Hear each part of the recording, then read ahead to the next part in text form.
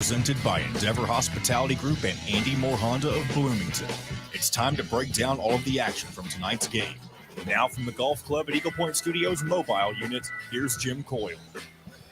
Hello, everybody, and welcome in this fine Friday night. Coming to you from the Cintas Center here in Cincinnati, home of the Xavier Musketeers, as Indiana went on the road tonight in seeking their first non-conference true road win since I think Todd Leary was playing. And speaking of the devil, the Todd father has returned. Welcome back, Todd Leary. It's great to have you. It's been too long, but it is awesome to see you. Oh, thanks, man. It was what a fun, exciting day. That is, I prepared myself for all these different ways to kind of say, okay, no matter what happens, it's a good experience. They're going to gain a lot out of it, whatever. I didn't prepare in my mind for how excited I'm going to be when they win. Yeah. Plus, it was kind of going back and forth there for a little bit. Xavier gave Indiana exactly probably what they needed right now. Both Xaviers, the one they played for, one that played with them, and the one that played. There you go. Yeah, I sent out a tweet earlier said Xavier is killing Xavier. Yeah. And he was. My God. I mean, dude, what did he – I got to pull the stats back up. What did he end up, 7 of 7? 7 of 8, 23 Oh, he did points, miss a shot finally? Yeah. Between Xavier, Trace Jackson-Davis, and Malik Renew, there's your center core. Trace Jackson-Davis has played well every game, but it's been a pattern I've seen for Indiana, Todd, that every game the starters are not clicking every time, but if you're winning, that's fine, but it's going to catch up to you. You got to get that balanced out. Yeah, and you know what? Like let's just call it what it is. Like this early in the season, this is a great win, so I'm not taking away from that side of it. It's a tremendous win, but it's still so early. Like these guys are feeling their way out. I mean, we're talking about Jalen Hood-Schifino, who's a guy that's a true freshman coming in that's going to be, going to play an enormous amount of minutes, and he's going to work himself into being comfortable out there. It's funny, like I fall into the same category. Like I look at it and I'm like, oh man, Hood-Schifino didn't play very well and all that because he's 1 for 9, but he had 5 rebounds and 4 assists as a true freshman. Think about that. That's a good stat line. Like the 1 for 9, obviously, that's everybody's going to understand. That's not what we're looking for. But man, I mean, there's going to be. I know you mentioned. It's funny that you say that because I think if you said Trace Jackson-Davis, Xavier Johnson, and Renault, and you take those guys, and they're the 3 core guys for today, you're going to be able to name 3 core guys, hopefully, that different guys in each game. It's been that way. And the one factor is hopefully it's always going to include Trace Jackson-Davis. Yes. And then 2 others that are interchangeable. And that's why this team, I think that's why the people who are not like us and the crazies that watch every game, every practice, every minute, the big media people, the ESPN guys and the Big Ten Network guys, they're so excited about Indiana because they see when those 5 guys come in off the bench, there's no letdown. And a lot of times the energy level and the play and everything picks up. And it's going to be like everyone has to understand it's going to take everyone, all the coaching staff and all the players, a little bit of time on the court to actually figure out, how to play with each other and who plays the best under certain circumstances. And, it's a good situation to have, to be able to talk about how many different guys are going to lead the team. That has been, it's only been 3 games, but right. If you go back and look at the stats, I think it's been that way. Xavier has not had a great game really up till now. He goes off. Miller Kopp had been playing okay, and he his shooting abated him tonight. But yeah, 2 for 8. He's 2 for 8. Yeah, I mean, and when he doesn't shoot the ball well, and mainly when he doesn't make open shots, it's going to stand out that he's not playing that well. And this is just one of those situations. I think that we learned a lot last year about the way that Mike Woodson is going to have a starting lineup. I think we understood that he's probably going to stick with that starting lineup no matter what anybody thinks. And I don't think there's any reason to change it. There's going to be games when Race Thompson is the best player on the floor. It wasn't tonight, but we say that he still had 8 rebounds and 2 assists. Like, he just didn't shoot the ball well, and that's I think we're going to be able to say didn't shoot the ball well a lot this year about different guys. Well, that's the thing about this team. Mike always says the next guy up, but it's also the next guy who's not having a great night still contributing like you're talking about, whether it's a steal or an assist. Miller Kopp. Okay, Miller Kopp sucked tonight shooting, but at crunch time, he had that wide open look. They didn't hesitate getting it to him, and he buries it. And that was an important 3-point basket at that time of the game. Oh, yeah. No doubt about that. I mean, but, that's part of the this season and the ceiling of what this team has, because I'll tell you, I would be shocked if Mike Woodson didn't say something real similar to this, and that is this team is just scratching the surface of how good they can be.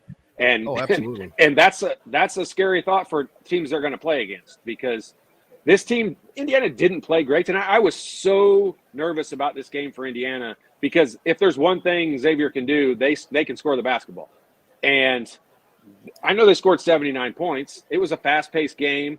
To say Indiana's defense played pretty darn good and gave up 79 points might sound crazy, but I thought their defense played pretty good. This is a Xavier team that has, 4 guys on the floor that can score at all times. And I think Mike Woodson will just be pretty excited about the ceiling of what this team has, because so far I think it's just continuing to rise. Well, the things you look at too is the second half. They were in a bad position here. They never were down badly. They kept themselves within reach of the raucous crowd, but then you could kind of see toward the end of the first half they had a chance to tighten it up a little bit, and they did. They got within a bucket. Actually, they could have tied it then, but but they got it down to a bucket. Very important. That's another thing, because last year this team, in the last 5 minutes of halves, if you remember, they were just giving up, it seems like. So that's great to see just on that. And then to come out in the second half, it wasn't perfect, but they did exactly what they needed to do. They didn't have very many turnovers tonight either. Their total turnovers. 11. That's good. Hey, for this fast-paced game?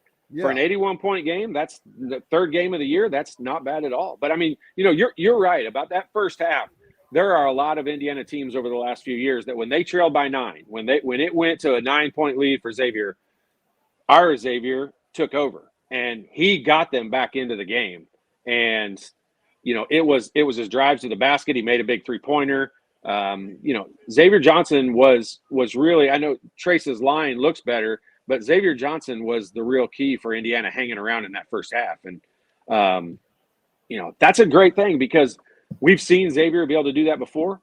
And what we haven't seen so far is Hood-Schifino do that, but I think he's fully capable. Miller Kopp didn't shoot the ball well, but Race Thompson didn't shoot the ball well. But you can go on the road. I mean, your first true road win, non-conference since 2011, that's a pretty big deal to talk about. And how important for these 2 freshmen. And I don't want to single out just Jalen Hood-Schifino and Malik, but those are the guys that played. So I'm going to. Yeah, these guys come in, play on the road, and they're Malik Renault. I mean, gee whiz, other than getting that tech for flapping a little bit or whatever happened, well, that's probably going to cost some. Those stairs in Assembly Hall are pretty tall, man. Well, if anybody's running them, I hope it's the 3 refs, because those 2 technical fouls were awful. Yeah, awful. But you can't do that on the road. That's the thing. Yeah, but you set a tone when referees set a tone in a ball game that they're going to start calling that, because that happened in the second half. Xavier did it in the second half. Fremantle, after he scored a basket, turned and looked at Trey Galloway running down the court. How that wasn't a technical. And I would normally say, hey, there's no way that should be a technical. But the referees are the one that set that precedent in the first half that they were going to call that.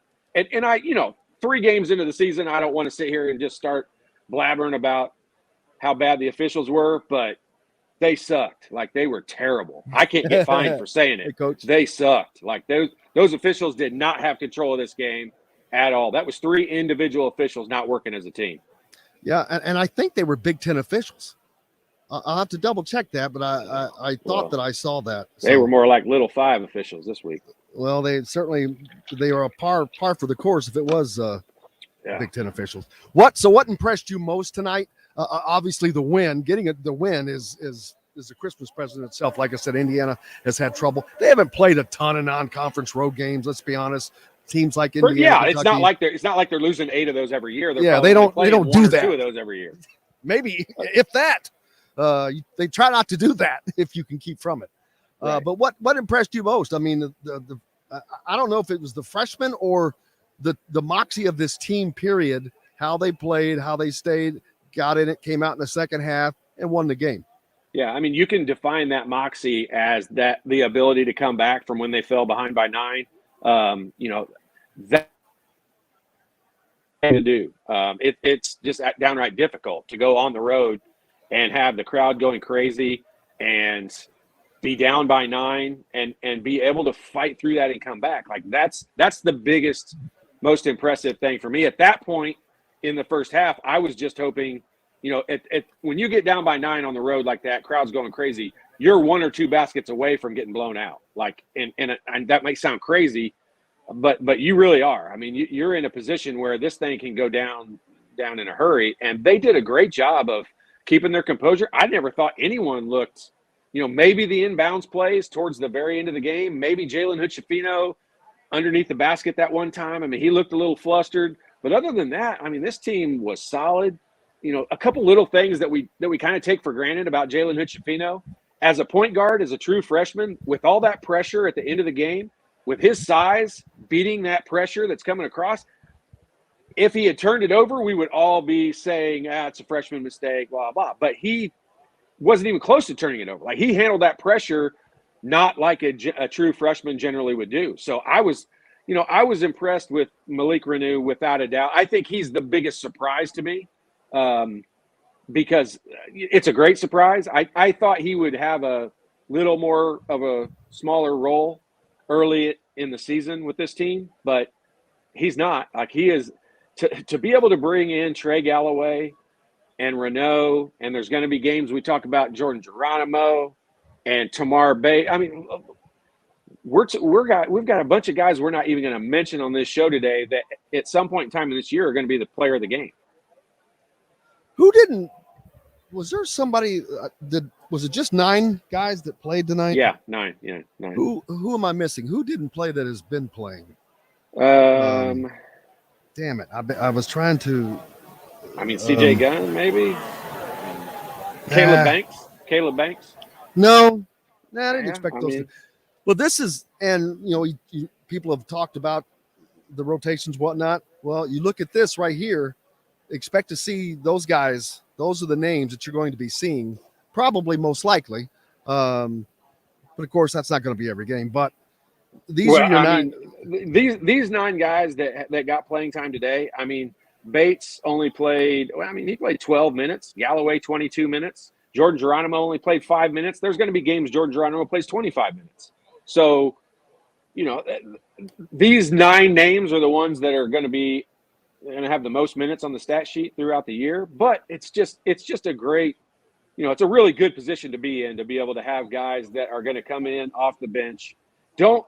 I think a lot of people read too much into this, and you get Malik Reneau, who's played as well as he has in pretty much all 3 games that had meaning so far this year.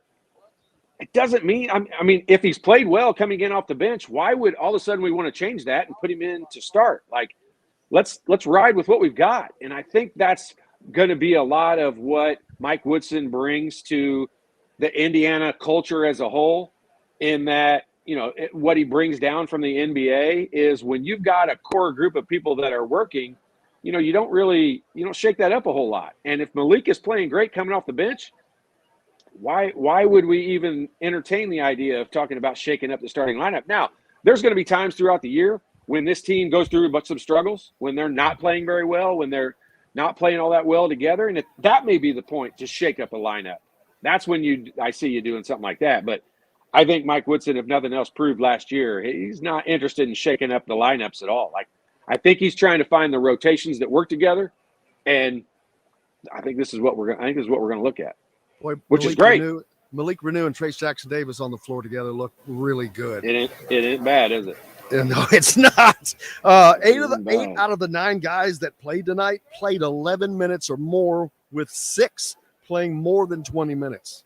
Yeah, I think we saw a little bit of that last year, and I think we were nervous about maybe what it was going to be like with, the big guys, like what would happen. Race and Trace, I think in everyone's mind, including myself, you lock up as 30 minutes a game in your head, and if there's games when you can have, like, what did Race play tonight? 22 minutes. If you can have that 8 minutes, not wear and tear on his body. Now, he's not going to say that. He would rather be on the floor 39 minutes.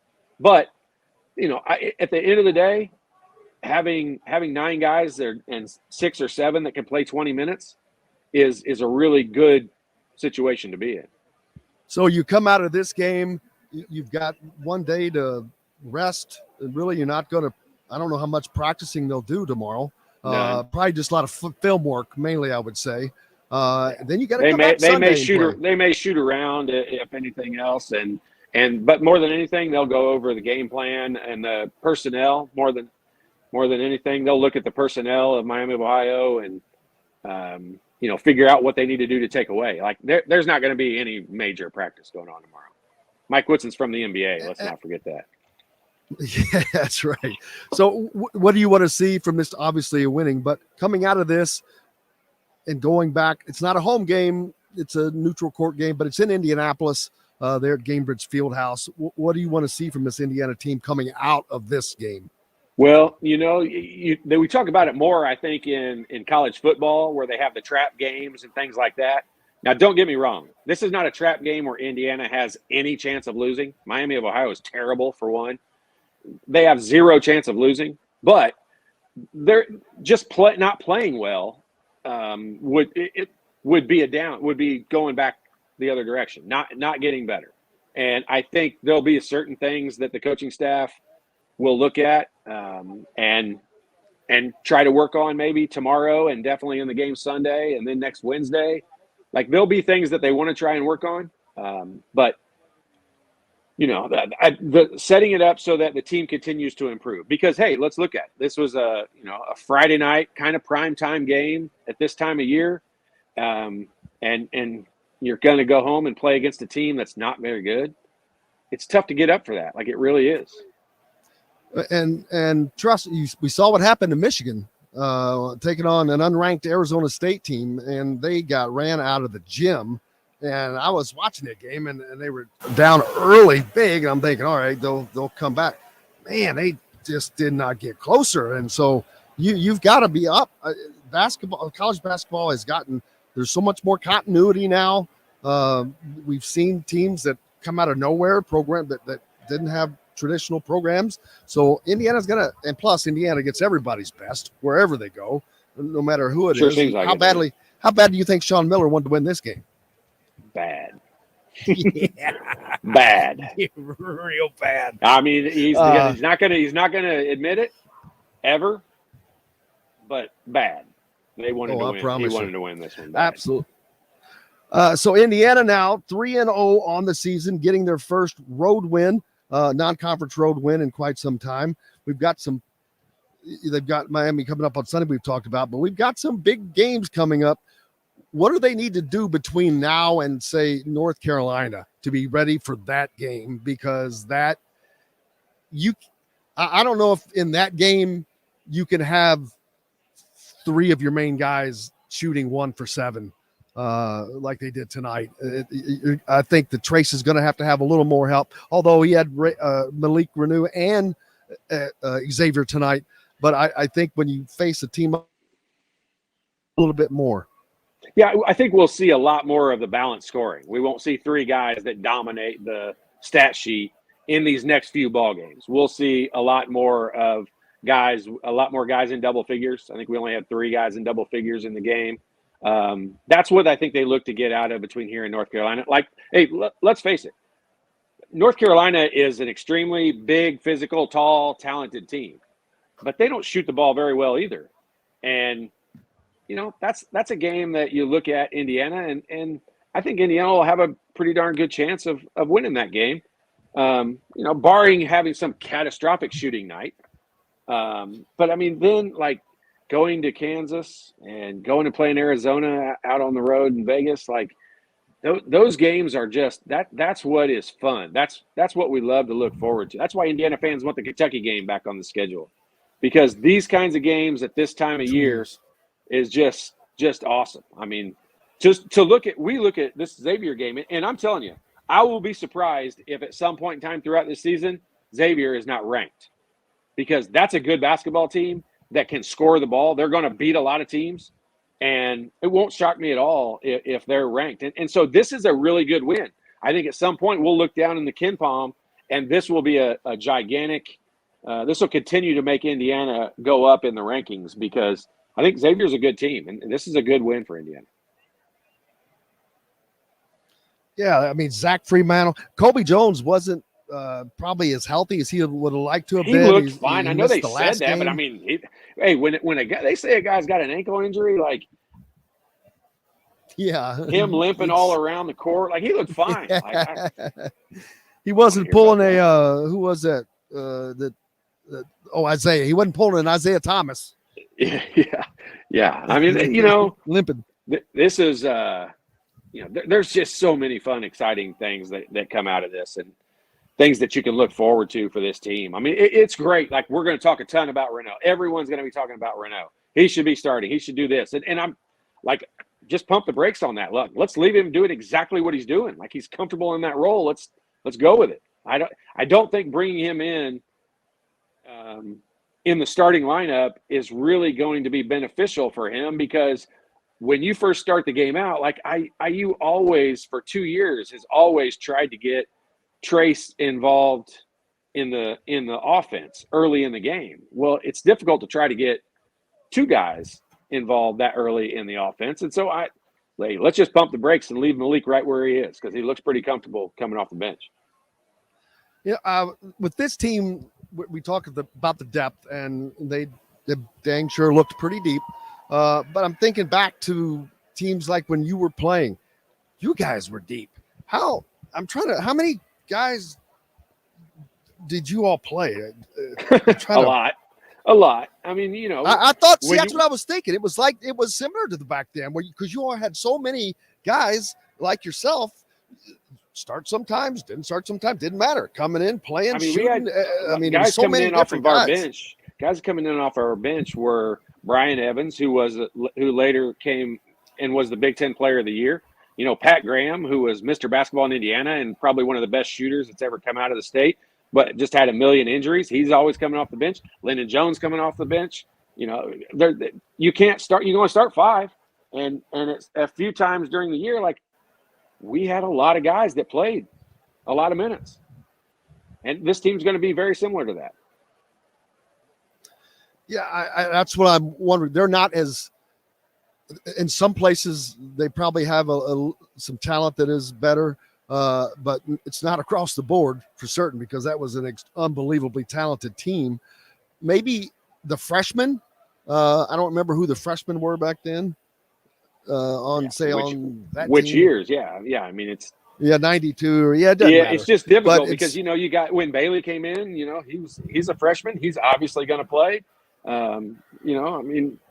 We had Sharon Wilkerson coming in, when I was a senior, and he was Mr. Basketball. Like, there are just a lot of guys that don't come in and have a gigantic immediate impact. And these guys are. Jalen Hood-Schifino is, I've talked to several people just, in the past couple of weeks about the game, and everyone always wants to talk about Renaud. Well, in the summertime, it was Schifino. You're getting it right half the time, and the other half the time you're not. Renew. I don't know how to say it. Yeah, I know. It's Renew.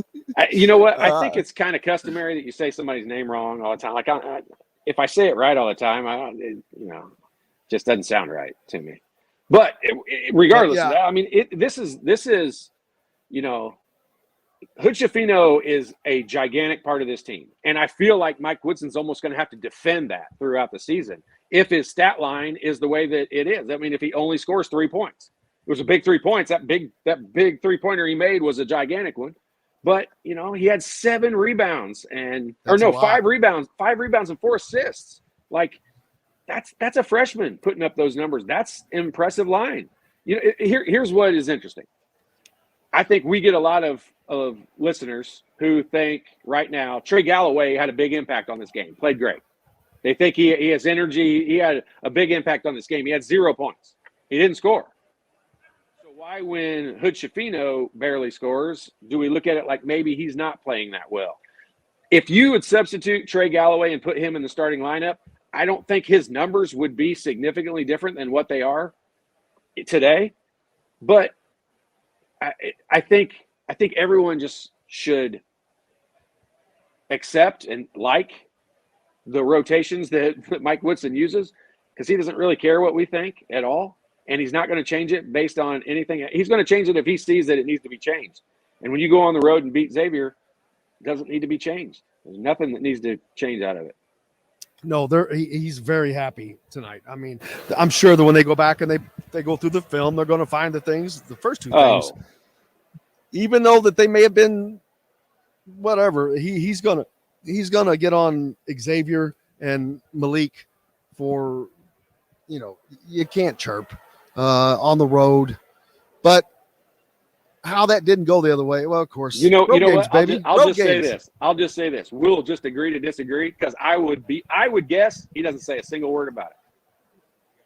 He said he was going to, but he may not, because he was closer to it, and it may not. Unless something was said that I didn't hear, that was, you know, that we couldn't repeat on the show. Like, there isn't any way those were technical fouls. Like, that's referees putting themselves in a really bad position to be inconsistent, because when you start calling that kind of stuff, like, think about this. Put yourself in this heat of competition, and you just made a really good play, and the other team's probably chirping at you.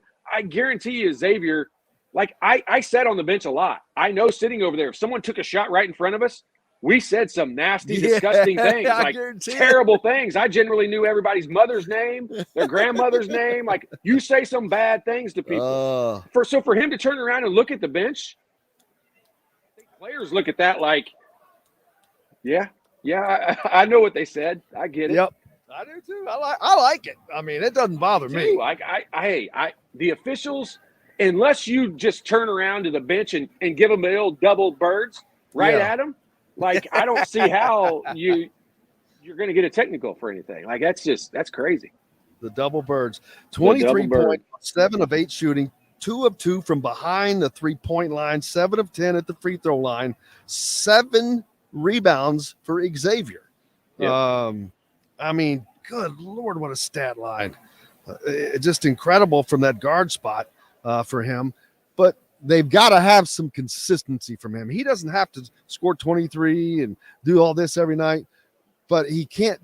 It would sure be helpful if he didn't disappear. Yeah, but you know what? Like, you're right. This is the difficult part about that, because Jim, he didn't come out in the game like taking a bunch of bad shots or doing anything. Like, what he did was take over when Indiana needed a veteran player to take over. It's hard for Trace to do that when he doesn't have the ball in his hands. Like, he can take over if we could get him the ball all the time. But when Xavier Johnson has the ball in his hands and he's able to take over like he did in this game, he didn't force things. Like, and you know, you got to take the bad with the good, because he wasn't out of control tonight. You want him kind of pushing the envelope. I don't want him pushing the envelope on some of those stupid fouls he has, those reach-in fouls. That's really the only thing in this game. Like, I do think the coaches will talk to him about that. He played fantastic in a typical Coach Knight world, and a Mike Woodson guy will probably talk to him about his bad fouls, because he had 2 really bad fouls. I think he ended up with 4. Yeah, he ended up with 4 fouls for the game, and you can't have him with 4. No, and I was looking down at that. Xavier had 4. Malik ended up with 4. Miller Kopp with 4. Tamar Bates with 3. Do you know how many Trace Jackson Davis had? Nope. 1. And he didn't get that until late. I didn't think he was going to have a foul. And I'm like, are you kidding me? I don't know. How's that possible? Yeah. For a guy that took 16 shots. So, you're mixing it up in the paint all the time. You would, I don't know how you could make it through an entire evening with officials calling some things the way they did without getting a foul. But maybe he's getting a little preferential treatment, baby. A little TJD action. That's why you come back. That's why you're a senior. Like and he's very nice to officials. Like, like prior to games, he's very cordial and nice. He's not an a-hole. So, I mean, he's going to get the benefit of some calls. Those officials, they watch ESPN. They see he's Big Ten Player of the Year predicted, and they see that, he's a National Player of the Year candidate. Like, he's going to get the benefit of the doubt on some calls from time to time. Not on the road a lot. Pete pointing out that the officials are following a Big Ten probably directive, emphasizing this just like the flopping was last year. Yeah. Which that'll suck because that can really, really affect a game. And if you're going to tee somebody up because they turn around and here's the hard part, Jim, and I won't belabor our whole show on the referees, but the hard part is when you call those 2 technical fouls, one on Xavier and one on Malik. When you call those, you're putting yourself in a position that you have to continue to call that. If any kind of taunting, any kind of jawing back and forth goes on between anyone, you basically are putting yourself in a position to have to call the rest of those, and no one wants to watch that game. Wants to watch these guys jawing back and forth a little bit.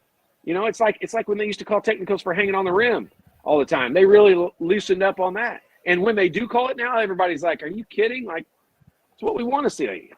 Both IU technicals came after made baskets. Yeah. Because I remember after Malik hit that basket and I was looking down to do something. I'm like, what happened? I'm like, how the hell did he get a technical? Well, you think about it at the end of the game, and this is the coach and I in me, is those 4 points on those free throws, how gigantic those are at the end of a game. I mean, if that basket goes in at the end, that's a toughie. So, I mean, they could have made a big difference. We would all hope that we could control ourselves enough to not get that excited and not have to retaliate to someone. I'd get teed up. I'm not going to lie. Xavier didn't turn around and yell at the bench. He didn't start that fight, I can tell you, because I sat on those benches. I know they never catch the first guy, though, do they? No, I know what people are saying to him. Like, that's not technical worthy. I understand. Hey, Pete, that's a great comment, and I'm glad you brought that up because that's exactly right. It is a point of emphasis along with the flopping. I get it, but that's not technical worthy. Ed pointing out that Geronimo did not see the court in the second half. Yeah, I mean, was anyone disappointed with the rotations? Like I thought there wasn't a time when I sat there and thought to myself, and hey, I'm a huge Jordan Geronimo fan. Like I will say this, and I certainly hope he sticks his time out all at Indiana. But if you took Jordan Geronimo and you put him on like 8 other Big Ten teams or, most other teams in the country, he's a starter. Like he's going to play a lot of minutes and is a starter. And so, yeah, that stinks. I hate it. I've been in that position where I didn't get the minutes like he's in that position, and it stinks. But he's also a glue team guy. Like he wants to win, and he does the right things to win. I didn't at any point in time in this game sit there and think, man, they really need to put Jordan Geronimo in this game. And I love Jordan Geronimo. So I didn't think the rotations were bad tonight at all. Not only that, the minutes, I'm like, well, that looks – you always wonder because there's only – Mike says there's going to be a lot. There's only so many minutes. Yeah, there's going to be a lot of times when guys don't even do anything wrong and they don't get a lot of minutes because things are just going right for a different unit that's out there on the floor. So, I mean, that's a toughie. I hate it. I'm blowing it off. Hey, Ed, I'm blowing your comment off like, we didn't really need Jordan Geronimo in the game, but I totally feel you. I get what you're saying. there's going to be games. Jordan Geronimo, I think, will be, close to the leading scorer and one of the best players on the floor. You can't give up on guys like Miller Kopp. He's a senior. He played a ton, but like I said, he had a bad shooting night, but he hit one that they really needed. He hit a big one. And it was really big. Michael's comment there, like, hey, Mike, Michael, I agree with you. I have said the exact same thing for 2 seasons now, but it's very hard to argue. We're not in practice every day. We don't know when you're talking about defensive rotations and help defense and things like that, we don't know what he brings to the table every single day in practice. And I trust Mike Woodson. Hey, Jim, whoever yelled louder than me about changing the starting lineups when guys are not producing? Like last year with the whole Parker Stewart, and Parker Stewart's a great human being. Awesome.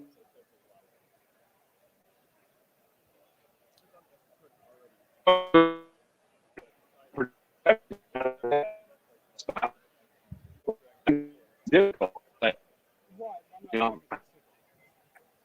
a 3-pointer, I'm not sure they come out with a win.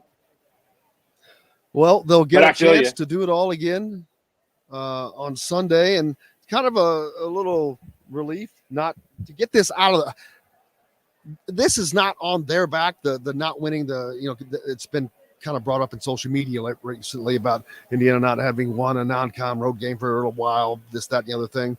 While this was not their luggage to carry, they unpacked it. That's got to give you some confidence for this team, because you've got the seniors, but you've also got these young guys. They still need this confidence going forward as well, because these big games are coming up. This is nothing when compared to Fog Allen. I haven't been to Fog Allen, but when I get there, I know what I'm expecting, and it's this times 2. Yeah, I mean, that place is nuts. It's the loudest place I had ever been. Purdue's real close behind it, or right with them. But yeah, I mean, going to Kansas, that's going to be insane.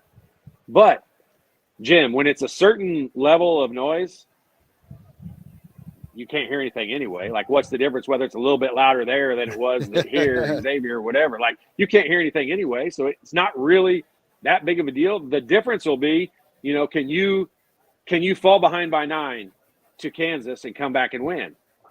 Probably not as many times as you can against Xavier. And I think Xavier's a good basketball team.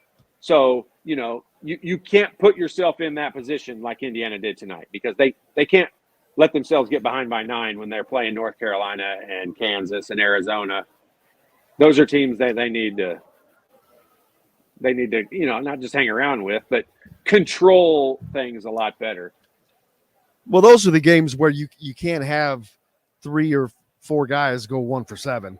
That's where that's going to hurt Indiana, because they may have 3 guys playing well, but Kansas or North Carolina or Arizona is probably going to have 4 guys playing well, or potentially 5 guys playing well. I mean, you know what it's like, Jim. I mean, North Carolina's not a great shooting or scoring team. They play fast. They're beatable. They're absolutely beatable. Right. But they're probably, like, I think they're probably much more beatable, especially because it'll be at home. But they're much more beatable than Kansas on the road is going to be, because Kansas has got some guys that can shoot the ball. They've got guys that can score. They're big and gigantic, just like North Carolina is.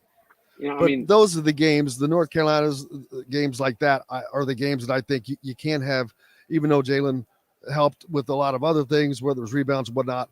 He goes 1 for 9 from the field. Race was 2 of 7, 0 of 4 from behind the 3-point line. As long as you have 3 guys, as long as you have, 2 guys in this case, Trace Jackson Davis and Xavier Johnson, that shoot 20 for what, 24? 20 for 24. Malik Renault was at him in there. He's 5 of 9. Yeah. So I mean, those guys. Well, I did the math. For 33. At one point, it was between those 3 guys. They had 62 of the 74 points that were scored at that time they had shot nearly 80% between those three, and the rest of the team was shooting 20%. So it was, those three guys that brought it home tonight. Although at the end, you got some stuff sprinkled in from Miller Kopp and Indiana and had whatnot, 30. so. Indiana made 30 field goals in this game, and those three guys made 25 of them. That's as long as you get that kind of production, you can have a couple guys. Yeah, but what happens when you get a game that somebody can? When you don't, yeah. When Trace Jackson-Davis is not scoring 30 points. I mean, he's going to have off games. I mean, he's going to play some tough guys, tough opponents, and he's going to have an off night here and there. So those are. I mean, look, Xavier didn't play. Xavier had 5 guys in double figures. I mean, Xavier didn't play bad. No, like they're a good scoring team. Like this, that's why this is a good win. That team is going to beat a lot of people that are not only ranked higher than them, that are also very good teams because they can score the basketball. I mean, what did Nunji have tonight? Nunji has 14 points, but he took 14 shots. Yeah, I mean that's and Malik Renaud. I don't remember how many minutes he ended up playing because I can't see that on my chart, but 12 point. His scoring is just very efficient. He's just doing so much with the minutes. He only played 16 minutes. He played 16 minutes. I think he had 12 points in 12 minutes at the time, but still 12 points in 16 minutes, just the efficiency. Just very, very good. I mean, when you look at it, like you kind of have to compartmentalize guys, and you have to take Trace and Race and Malik and kind of say, okay, those 3 guys are the production I need out of the 4-5 position. That and then cannot you be take, true. It can't. Hey, in college basketball today, anything like that can be true. My God! But I mean, so then what you're saying in that is if Xavier Johnson doesn't have the shooting night he has, then the compartment of our guard play has a terrible shooting night. Now, I'm saying a lot of what ifs because Xavier did bail them out. But I think you got to look at them as Race and Malik are going to combine for, that 4-5 position. That's 80 minutes of a game, of game time. And those 3 guys, I think, are going to make the large bulk of that 80 minutes between the 4-5 position, obviously. Well, man, we'll get to see him do it all again on Sunday. It'll be a lot different thing to talk about because it'll be whether they scored 115 or whatever, because Miami of Ohio is not very good. Well, it's Thanksgiving week, man. Well, see, anything can happen. Yeah, you're right. They got a lot of games coming up. They play on Sunday, then they play on Wednesday, and they get off for Thanksgiving, and then play again on Friday. Yeah. Crazy. How did you love those big Thanksgiving schedules like that? You know what? Remember, we always played the Indiana Classic and the Hoosier Classic. So was that during Thanksgiving? I knew one was at Christmas. Yeah. Yep. One of them was Christmas. One of them was around Thanksgiving. And so it was always, it was always weird. Like, I didn't love those tournaments. Here's the thing on a coach night team. Like, you can't lose those games. Like, you can't. So think about it over a 4, or in my case, 5-year career. Even though the year I redshirted, I still had to practice. So if things went bad, like, I still got the brunt of that side of it. And so, that is 4 games a year that you cannot lose. Absolutely not a question in the world. Cannot lose. And so, that's why those are just not a lot of fun. Like, those are difficult games to get.